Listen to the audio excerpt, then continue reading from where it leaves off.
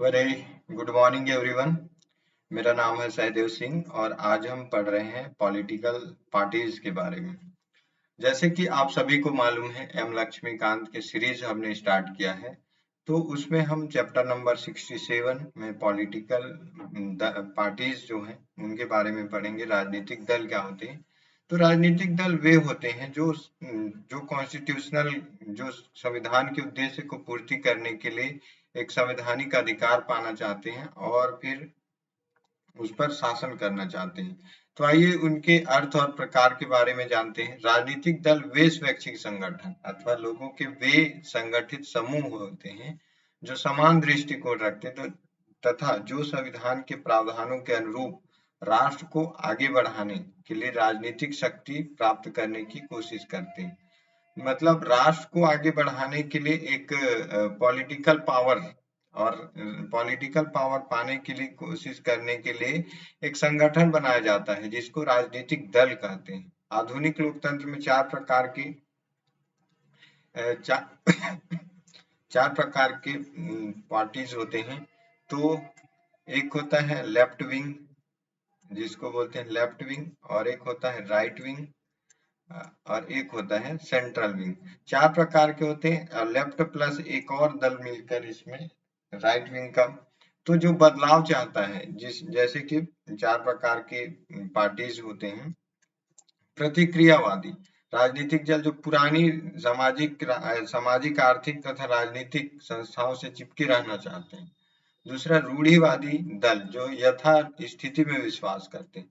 उदारवादी दल जिनका लक्ष्य विद्यमान संस्थाओं में सुधार करना तथा सुधारवादी दल जिनका उद्देश्य विद्यमान व्यवस्था को हटाकर नई व्यवस्था स्थापित करना होता है। राजनीतिक दलों का उनकी विचारधारा के आधार पर वर्गीकरण करते हुए राजनीतिक वैज्ञानिकों ने सुधारवादी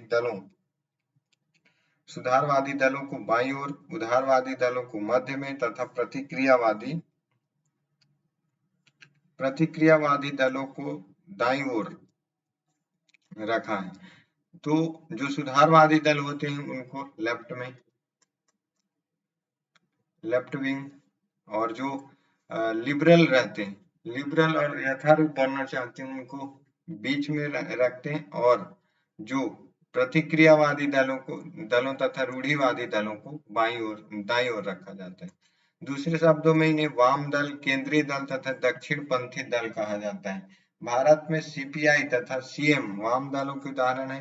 कांग्रेस पंथी केंद्रीय दल तथा भाजपाई दक्षिणी पंथ दल के उदाहरण है। विश्व में तीन तरह की दल व्यवस्था है। उदाहरण के लिए एक दलीय व्यवस्था में केवल सत्तारूढ़ दल होता है और विरोधी दल की व्यवस्था नहीं होती, जैसे कि पूर्व वामपंथी राष्ट्र जैसे रूस तथा अन्य पूर्व यूरोपीय राष्ट्र। दो दल व्यवस्था जिसमें दो बड़े दल विद्यमान होते, पक्ष विपक्ष जैसे ब्रिटेन, अमेरिका। और कई दल व्यवस्था जिसमें कई दल एक साझा सरकार बनाते हैं, जैसे कि फ्रांस, स्विट्जरलैंड और कहीं न कहीं भारत। भारत में दलीय व्यवस्था किस प्रकार है। भारत में दलीय व्यवस्था के निम्नलिखित गुणधर्म है। जैसे बहुदलीय व्यवस्था, देश का विशाल आकार, जैसे कि कई दल होता है, तो इसका एग्जाम्पल है कई दल व्यवस्था जिसमें फ्रांस, स्विट्जरलैंड, इटली और भारत। तो भारत में बहुदलीय व्यवस्था, देश का विशाल आकार है, भारतीय समाज की विभिन्नता, सार्वभौमिक वयस्क मताधिकार की ग्राह्यता, विलक्षण राजनीतिक प्रक्रियाओं तथा कई अन्य कारणों से कई प्रकार के राजनीतिक दलों का उदय हुआ है। वास्तव में विश्व में भारत में सबसे ज्यादा राजनीतिक दल हैं। 16वीं लोकसभा के आम चुनाव में 2014 की पूर्व संध्या पर देश में 6 राष्ट्रीय दल और 47 राज्य स्तरीय दल एवं 1553 गैर मान्यता प्राप्त पंजीकृत दल दर्ज किए गए हैं। इसके अलावा भारत में सभी प्रकार के राजनीतिक दल, वामपंथी, केंद्रीय, दक्षिणीपंथ, सांप्रदायिक दल तथा गैर सांप्रदायिक दल आदि, परिणाम स्वरूप त्रिशंकु संसद, त्रिशंकु विधानसभा तथा साझा सरकार का गठन एक सामान्य बात है। अनेक दल व्यवस्था के बावजूद भारत में लंबे समय तक कांग्रेस का शासन रहा, अतः एक दलीय व्यवस्था, अनेक दल व्यवस्था होने के बावजूद जो है कांग्रेस का लंबे समय तक शासन है। अतः श्रेष्ठ राजनीतिक विश्लेषक रजनी कोठारी ने भारत में एक दलीय व्यवस्था को एक दलीय शासन व्यवस्था कांग्रेस व्यवस्था कहा। कांग्रेस के प्रभावपूर्ण शासन में 1967 से क्षेत्रीय दलों के तथा अन्य राष्ट्रीय दलों जैसे जनता पार्टी 1977, जनता दल 1989 तथा भाजपा 1991 जैसे प्रतिद्वंदिता पूर्ण पार्टियों के उदय और विकास के कारण कमी आनी शुरू हो गई थी। वर्तमान 2013 में देश भर में 6 राष्ट्रीय दल, लेकिन वर्तमान में 8 राष्ट्रीय दल, 51 राज्य स्तरीय दल तथा 15 पंजीकृत मान्यता प्राप्त दल हैं। स्पष्ट विचारधारा का अभाव। भाजपा दो साम्यवादी दलों सीपीआई और सीपीएम को छोड़कर अन्य किसी दल को स्पष्ट विचारधारा नहीं है। अन्य सभी दल एक दूसरे से मिली जुलती विचारधारा रखते हैं। उनकी नीतियों और कार्यक्रमों में काफी हद तक समानता है। लगभग सभी दल लोकतंत्र, धर्मनिरपेक्षता, समाजवाद और गांधीवाद की वकालत करते हैं। इसके अलावा सभी दल जिनमें तथाकथित विचारधारा दल भी शामिल हैं, केवल शक्ति प्राप्ति से ही प्रेरित है। अतः राजनीतिक विचारधारा के बजाय मुद्दों पर आधारित हो गई है और फलवादिता ने सिद्धांतों का स्थान ले लिया है। व्यक्ति का महिमा मंडन। बहुधा दलों का संगठन एक श्रेष्ठ व्यक्ति के चारों ओर होता है।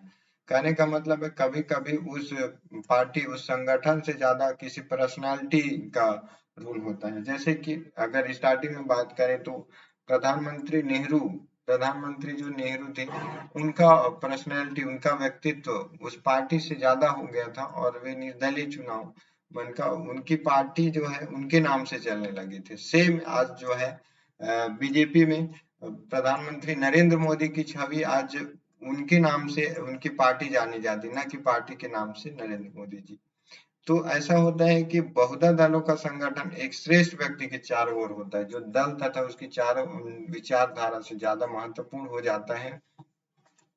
दल अपने घोषणा पत्रों की बजाय अपने नेताओं से पहचाने जाते हैं।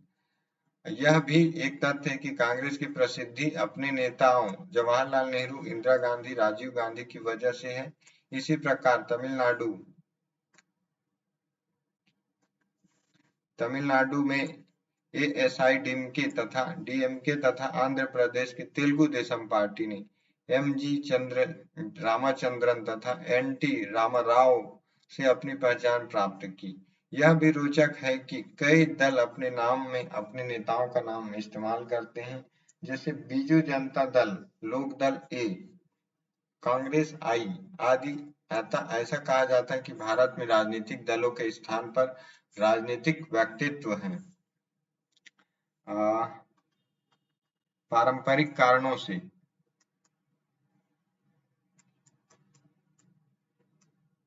पारंपरिक कारकों पर आधारित कहने के पश्चिमी देशों में राजनीतिक दल सामाजिक, आर्थिक और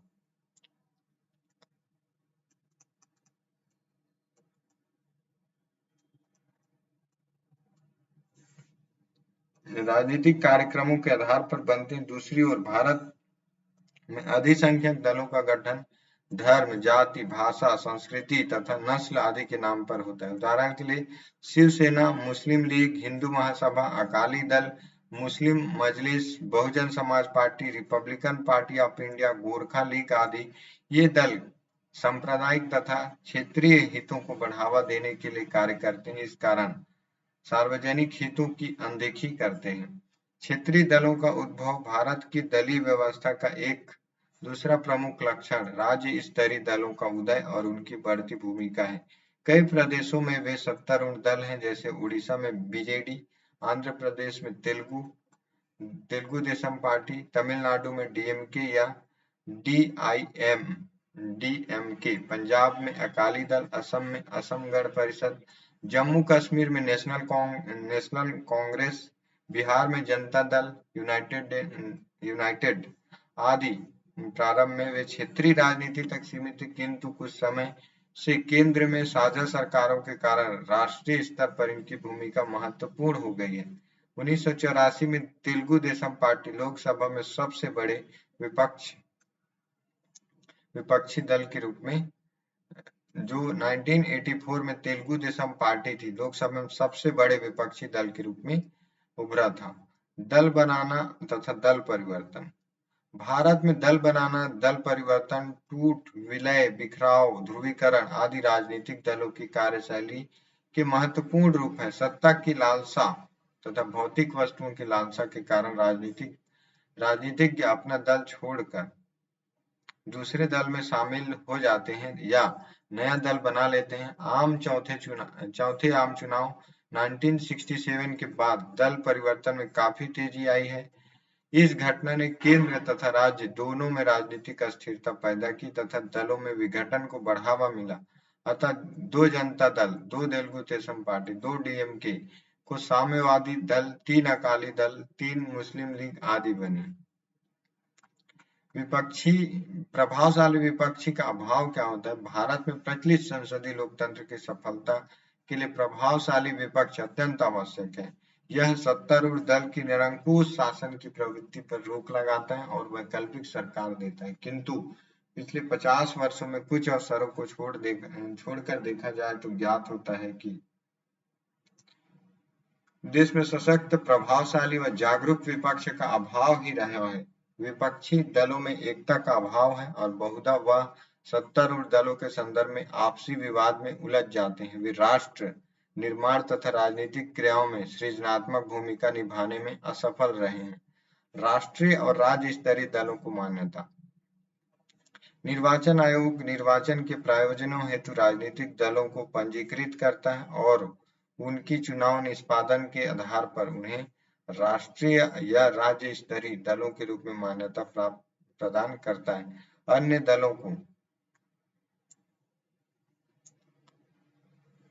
दलों को केवल पंजीकृत गैर मान्यता प्राप्त दल घोषित किया जाता है। आयोग द्वारा दलों को प्रदान की गई मान्यता उनके लिए कुछ विशेषाधिकारों के अधिकार का निर्धारण करती है, जैसे चुनाव चिन्ह का आवंटन, राज्य नियंत्रित टेलीविजन और रेडियो स्टेशनों पर राजनीतिक प्रसारण हेतु समय का उपबंध और निर्वाचन सूचियों को प्राप्त करने की सुविधा। इसके अलावा मान्यता प्राप्त दलों को नामांकन के लिए केवल एक प्रस्तावक चाहिए। इन दलों को चुनाव के समय में 40 स्टार प्रचारक रखने की अनुमति है। पंजीकृत परंतु मान्यता रहित दलों को 20 स्टार प्रचारक रखने की अनुमति है। अपने दलों में इन उम्मीदवारों के लिए प्रचार करने वालों में स्टार प्रचारकों, यात्रा खर्च, उम्मीदवारों के खर्च चुनाव खर्च में नहीं शामिल किया जाएगा। कहने का क्या मतलब है, ये थोड़ा पॉइंट नोट और रिपीटेबल पॉइंट है, अगर कॉन्सेप्चुअल पॉइंट है। राष्ट्रीय और राज्य स्तरीय दलों को मान्यता क्या है? निर्वाचन आयोग, जो इलेक्शन कमीशन है, निर्वाचन के प्रयोजनों हेतु राजनीतिक दलों को पंजीकृत करता है और उनकी चुनाव निष्पादनता के आधार पर उन्हें राष्ट्रीय या राज्य स्तरीय दलों के रूप में मान्यता प्रदान करता है। अन्य दलों को केवल पंजीकृत गैर मान्यता प्राप्त दल घोषित करता है। आयोग द्वारा दल को प्रदान की गई मान्यता उनके लिए कुछ विशेषाधिकारों के अधिकार का निर्धारण, जैसे चुनाव चिन्ह का आवंटन, राज्य नियंत्रित टेलीविजन और रेडियो स्टेशन पर राजनीतिक प्रसारण हेतु समय का उपबंध और निर्वाचन सूचियों को प्राप्त करने की सुविधा। इसके अलावा मान्यता प्राप्त दलों को नामांकन के लिए केवल एक प्रस्तावक चाहिए। इन दलों को चुनाव के समय में 40 स्टार प्रचारक रखने की अनुमति होती, परंतु मान्यता रहित दलों को 20 स्टार प्रचारक रखने की अनुमति होती है। अपने दलों के उम्मीदवार के लिए प्रचार करने वालों में स्टार प्रचारकों, यात्रा खर्च, उम्मीदवारों के चुनाव में खर्च नहीं शामिल किया जाएगा। प्रत्येक राष्ट्रीय दल को राष्ट्रीय चिन्ह प्रदान किया जाता है जो संपूर्ण देश में विशिष्टता उसी के लिए आरक्षित होता है। इसी प्रकार प्रत्येक राज्य स्तरीय दल को एक चुनाव चिन्ह प्रदान किया जाता है या राज्य या जिन राज्यों में इसे मान्यता प्राप्त है विशिष्टता उसी के लिए आरक्षित होता है। दूसरी ओर कोई पंजीकृत गैर मान्यता प्राप्त दल शेष चुनाव चिन्हों की सूची में से चिन्ह का चुनाव कर सकता है। दूसरे शब्दों में आयोग कुछ चिन्हों को आरक्षित चिन्हों के रूप में निर्धारित करता है जो मान्यता प्राप्त दलों के अभ्यर्थियों हेतु होते हैं और अन्य शेष चिन्ह अन्य अभ्यर्थियों हेतु होते हैं। राष्ट्रीय दलों के रूप में मान्यता के लिए दशाएं वर्तमान में 2016 में एक दल को एक राष्ट्रीय दल के रूप में तब मान्यता दी जाती है जब वह निम्नलिखित आर्यता पूर्ण करता है। तो राष्ट्रीय दल किसको प्राप्त होती है? तो 2016 में एक राष्ट्रीय दल के रूप में उसे मान्यता दी जाती है जो निम्न आर्यताएं जो है पूरा करता हो।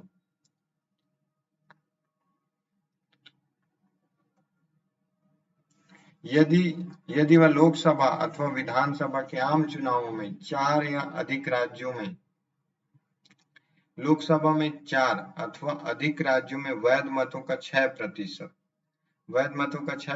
प्राप्त करता है तथा इसके साथ ही किसी राज्य या राज्यों से लोकसभा में 4 सीट प्राप्त करता हो। कोई दल राष्ट्रीय दल की मान्यता प्राप्त करता है यदि वह लोकसभा में 2% स्थान जीतता है तथा ये सदस्य विभिन्न विभिन्न राज्यों से चुने जाते हैं। यदि कोई दल कम से कम 4 राज्यों में राज्य स्तरीय दल के रूप में मान्यता प्राप्त हो, तो कहने का मतलब अगर कोई राष्ट्रीय दल कोई पार्टी राष्ट्रीय दल की अगर मान्यता प्राप्त करती है तो उसको लोकसभा अथवा विधानसभा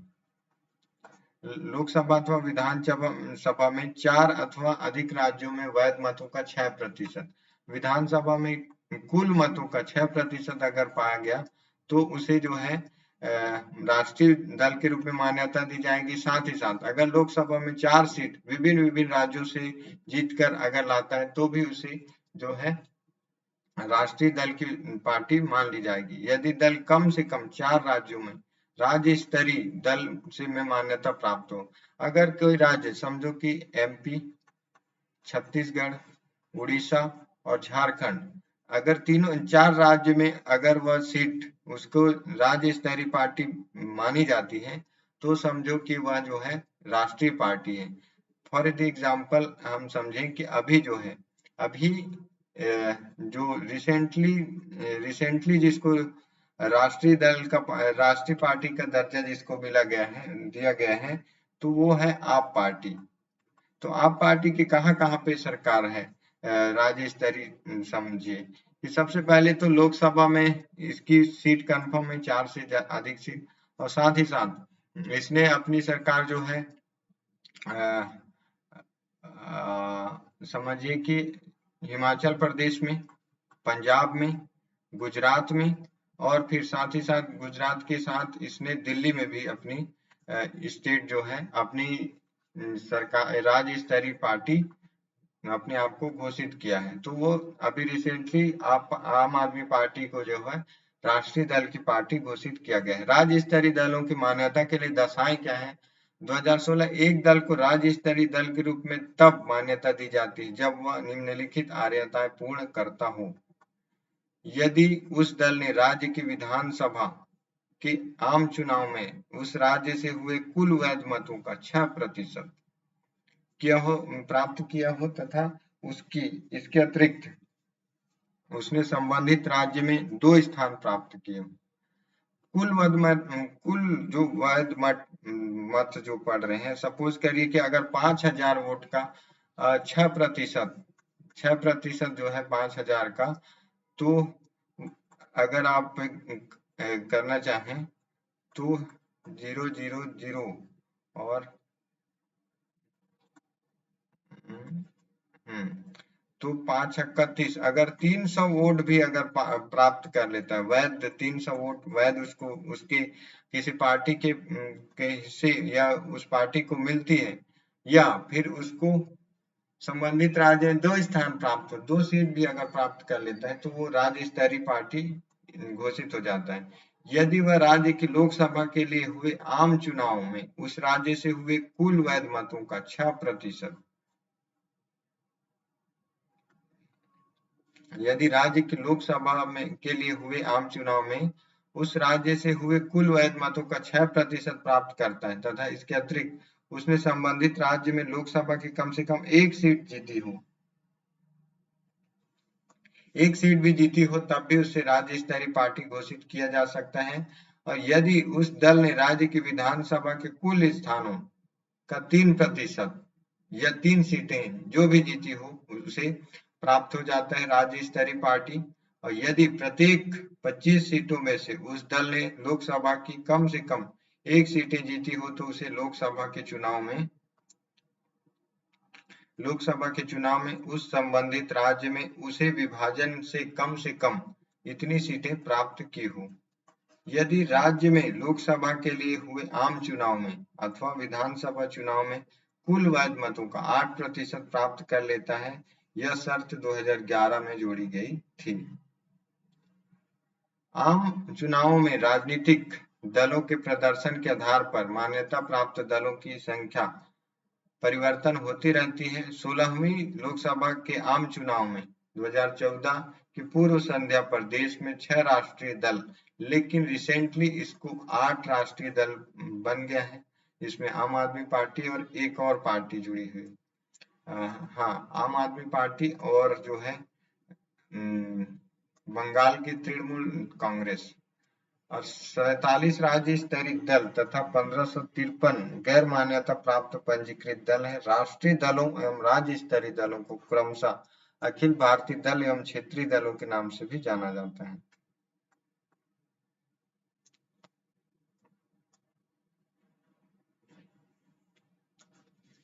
प्रथम में 14 राष्ट्रीय दल थे, द्वितीय चुनाव में 6 थे, तृतीय में 6, 7, 8, 5, 4, तो इनकी दर्जा बढ़ते घटते रहती है।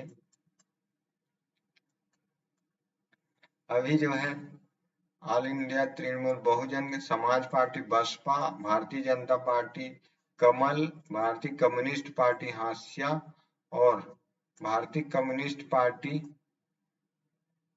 हथौड़ा, भारतीय राष्ट्रीय कांग्रेस हाथ का पंजा, राष्ट्रवादी कांग्रेस घड़ी, ऑल इंडिया तृणमूल फूल और घास और एक आम आदमी पार्टी जिसका नाम झाड़ू और एक और पार्टी है रिसेंटली आई फॉरगेटिंग, बट आप याद रखिए कि 8 राष्ट्रीय दल हैं।